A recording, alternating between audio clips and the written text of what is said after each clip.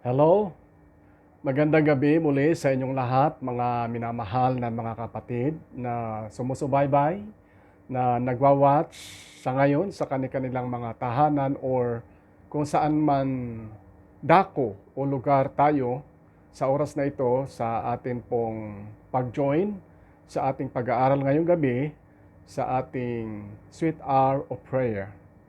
And ako ay nagpapasalamat sa pagkakataong ito na ipinagkaloob muli sa akin ng ating tanggapan upang ako uli ang siyang manguna sa atin pong pag-aaral ngayong gabi. But then, as we proceed sa atin pong pag-aaral, inaanyayahan ko po na ang bawat isa ay saglit tayong panalangin. Mapagpala at takilang Diyos, sa mga oras na ito kami nagpapasalamat sa pagkakataon na kami uli ay sama-sama na mag-aaral ng banal na kasulatan at sa aming patuloy na pagkakilala sa aming Panginoon, aming pinaglilingkuran. Salamat Panginoon sa inyo pong pagdinig at pagtugon muli sa aming mga dalangin sa oras na ito sa pangalan ng aming Panginoong Hesus. Amen.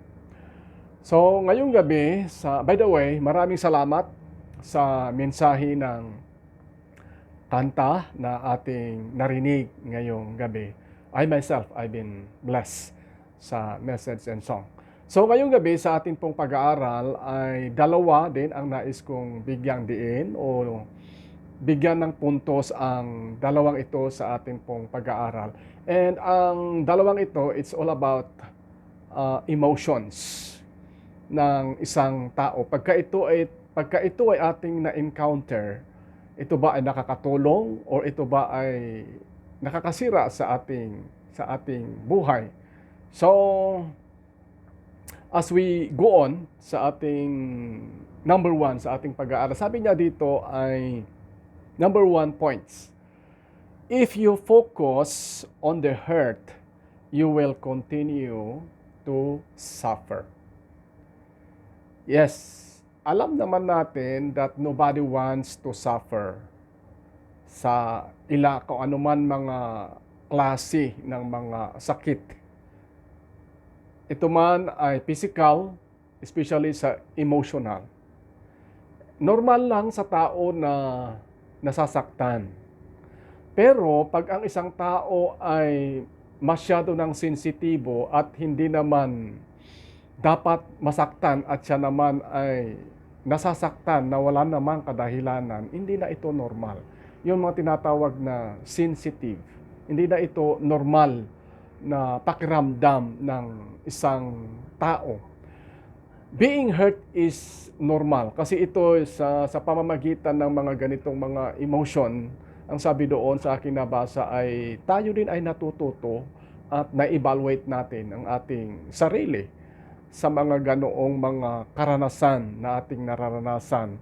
But to suffer with this kind of emotion for feeling hurts at ito ay nananatili sa ating puso at isipan din, hindi natin namamalayan na tayo pala ay in a long run, tayo ay nagsasuffer sa ganitong mga kind of illness.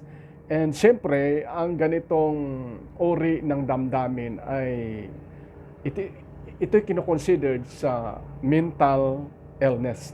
Mental illness. Siguro sa Bible, sa mga Bible character, kung merong individual doon na siya ay magtatanim ng galit is no other than Joseph. Kung paano siya sinaktan ng kanyang mga kapatid, paano siya kinapuutan, ibininta, hanggang siya ay napapunta doon sa Egypt. And not only that, yung kanyang pagsuffer ay hindi nagtapos doon. At nung siya ay naandoon sa Egypt, ay na-accuse din uli siya na siya ay pinagsamantalahan niya ang asawa ni Potiphar. So a lot of tribulations, a lot of sufferings na kanyang naranasan sa kanyang buhay. Pero as we dig it sa kanyang buhay, I guess, no, kung ating babasahin ang kasaysayan ni Joseph sa aklat ng Genesis chapter 37 onward, yung mga ganitong mga sufferings, mga ganitong mga damdamin, hindi niya ito pinatagal sa kanyang buhay, kundi ito ay kanyang hindi in-entertain ito, and siya ay naging tapat sa mga gawain na ipinagkaloob sa kanya. Inasikaso niya yung mga trabaho na sinabi ng kanyang amo at siya ay tapat na gumagawa doon. Hindi niya in-entertain ang mga ganitong mga emotions. Meron akong nabasa na isang quotes, ang sabi niya, there are times you feel of hate and bitterness toward others for no reason. Ito yung sinasabi ko kanina na sensitive, no? Sensitive. But then, to being hurt, sabi niya doon, you will never know the power of yourself until someone hurts you badly. So ito yung nangyari din sa buhay ni Joseph, na bagaman siya ay talagang tragedy yung kanyang sakit na kanyang naramdaman, but then siya ay nanatiling strong sa kanyang character. At lahat ng yun ay kanyang ipinagkaloob sa Panginoon. And yung mga ganitong nung binasa ko ito, yung aking, ang tawag dito, yung siniyasat o yung tinutukoy na hurt. Ito daw pala ay nagbibigay ito ng unnoticed illness ng isang tao pagka ito ay hindi naalis sa kanyang puso at isipan. Kaya minsan, may mga pagkakataon na may encounter tayo na sasabihin natin minsan, kausap ko lang yun kanina. Ano nangyari? Diba? Mapapalitaan natin, ano nangyari sa kanya? Ay, inatake daw siya ng puso eh. Ayan, hindi ba? Maaari na itong mga ganitong mga feelings, ay itong mga ganitong mga damdamin of some kind of emotions, ay unti-unti sinisira ang buhay ng isang tao pagka hindi ito na i-release, dahil yung puot, galit ay nananatili sa kanyang puso. At pagka ito ay hindi na i-let go, someday somehow, ito ay sisira sa kanyang buhay. Yun nga, it will suffer, nagsasuffer. And sabi nga doon ay yung mga ganitong emotions, ito daw ay silent killer. Yan, mga silent killer, no? And sometimes traidor na tinatawag. And pagka isang tao ay hindi aware sa ganitong mga pagkakataon, ganitong mga uri ng mga damdamin, then malalagay ang isang individual sa mapanganib na sitwasyon ng buhay. But siyempre, being a followers for Christ, mga kapatid, na hindi natin papayagan yung mga ganitong mga damdamin na mananatili sa ating puso at isipan, kundi ito ay nagiging lesson, stepping stone natin para tayo ay magiging strong sa ating buhay. Kaya si Joseph, sa kanyang pagiging tapat sa Panginoon, ay kanya lahat ito'y napagtagumpayan. At siya ay nagiging isang successful na individual. And ganun din si Jacob, no? Si Jacob Esau. Siya po ay nakaramdam din ng galit sa kanyang kapatid, sa kanyang bunso o kay Jacob, dahil alam natin na si Jacob ay kinuha niya yung kanyang pagkapanganay, kung ating babasahin sa Genesis chapter 3, no? Chapter 33 I should say, na naandun yung kanilang kasaysayan kung papaano si Esau ay nagalit sa kanyang kapatid. But then kung ating babasahin yung later part ng kanilang buhay, Na bagaman si Esau ay medyo naging suwail sa kanyang mga magulang, but as we dig it sa kanilang little part ng kanilang buhay, nung sila ay nakita ni Jacob, hindi ba? Alam natin na si Jacob ay natakot na salubungin ang kanyang kapatid dahil nalaman niya na ang kanyang kapatid, ang kanyang kuya na si Esau ay sasalubungin siya with his 400 men. So, nagdala siya ng takot sa ganoong mga paraan. But then, nung sila ay nakita ni Jacob at naranasan ni Jacob ang pagpapatawad ng kanyang kapatid na si Esau. So, si Esau ay naranasan din niya yung feelings of anger, strife, bitterness, pero ito ay kanyang unti-unting natutunan na alisin sa kanyang puso at isipan. And yung forgiveness, ito ay kanyang ipinagkaloob sa kanyang sa kanyang kapatid at naging masaya sila sa later part ng kanilang buhay. Ganon din si Jephthah. Alam natin si Jephthah kung babasahin natin doon sa chapter 11 ng mga hukom. Itong si Jephthah ay anak ng isang lalaki na ang pangalan ay si Gilead. At itong si Gilead ay meron siyang legal talaga na asawa, but then siya ay nakipag-intercourse sa upahang babae at siya ay nanganak. At ang bunga nga ay si Jephthah. And then, yung legal wife ni Gilead ay siya ang nanganak ng mga lalaki, no? And ang sabi doon sa kwento, ay nung sila ay lumaki na naroon na sa stage ng tamang isipan, ay nagalit sila kay Jephthah at pinalayas, no?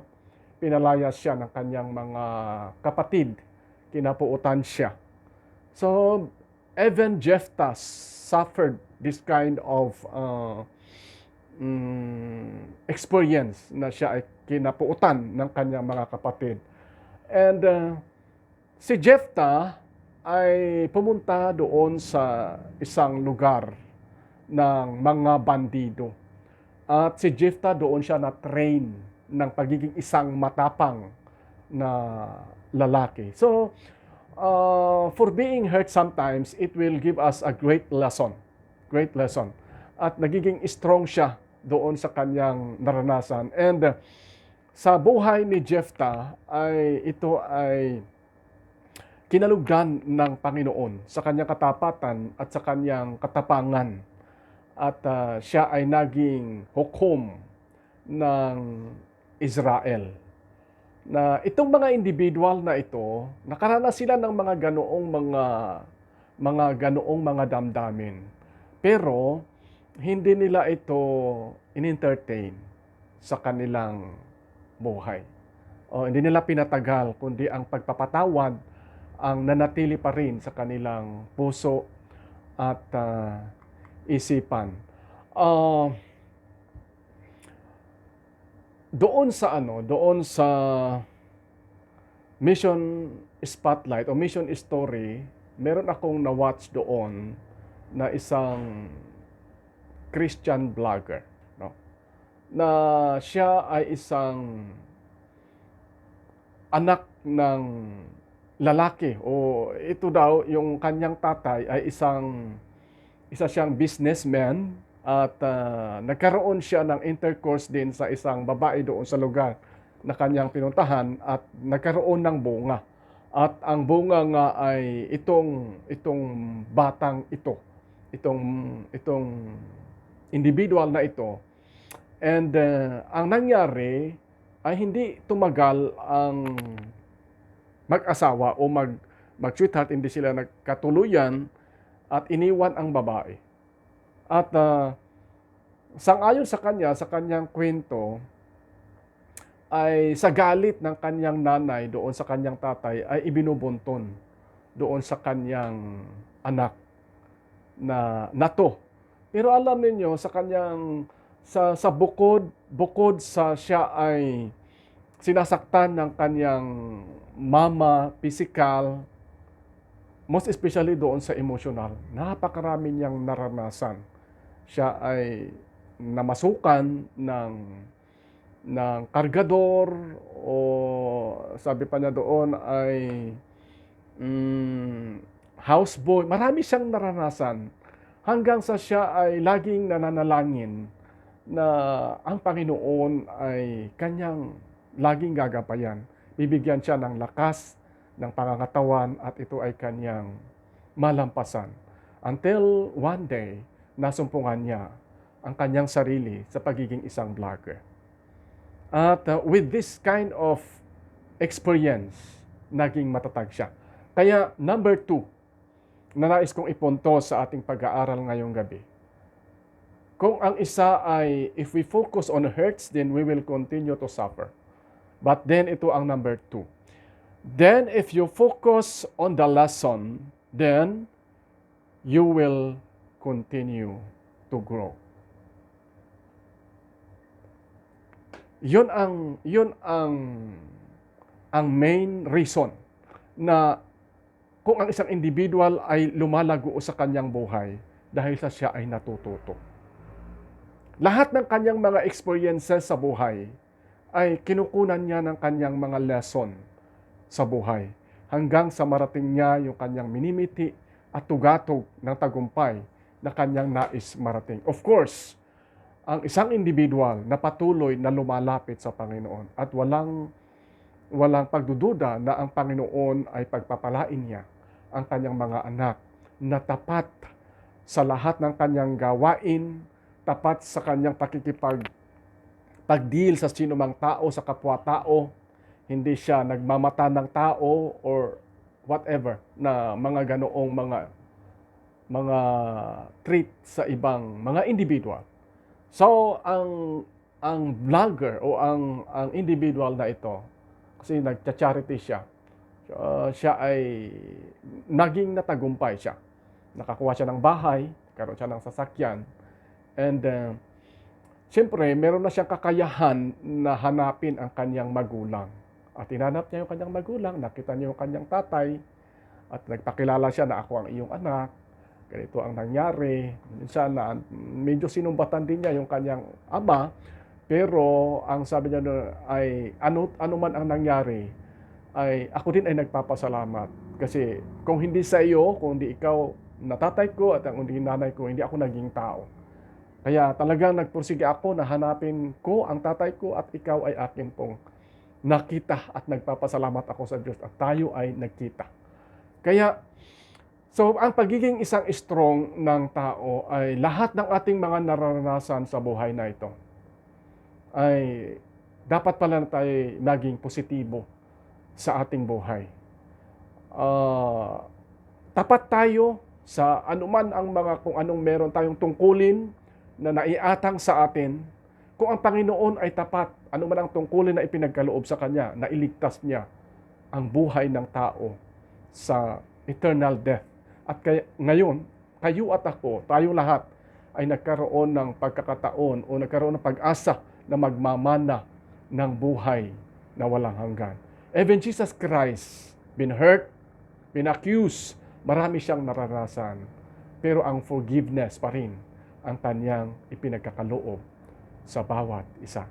Kaya ang patuloy na pinapaalala sa atin ng ating Panginoon, aral din na aking natutunan sa dalawang puntos na ito na ating pinag-aralan ngayong gabi, sangayon sa Hebrews chapter 13, verse 16, ang sabi niya, huwag ninyong kaligtaan ang paggawa ng mabuti at ang pamamahagi, sapagkat ang Diyos ay nalulugod sa mga gayong handog. And sa Colossians chapter 3 verse 23, ang sabi niya, anuman ang inyong ginagawa ay inyong gawin ng buong puso na gaya ng sa Panginoon at hindi sa mga tao. And sa Galatians chapter 5 verse 16, Ang huling talata, subalit sinasabi ko, lumakad kayo ayon sa Espiritu at huwag ninyong bigyang kasiyahan ang mga pagnanasa ng laman. For once, magandang gabi at pagpalain tayo ng ating Panginoon.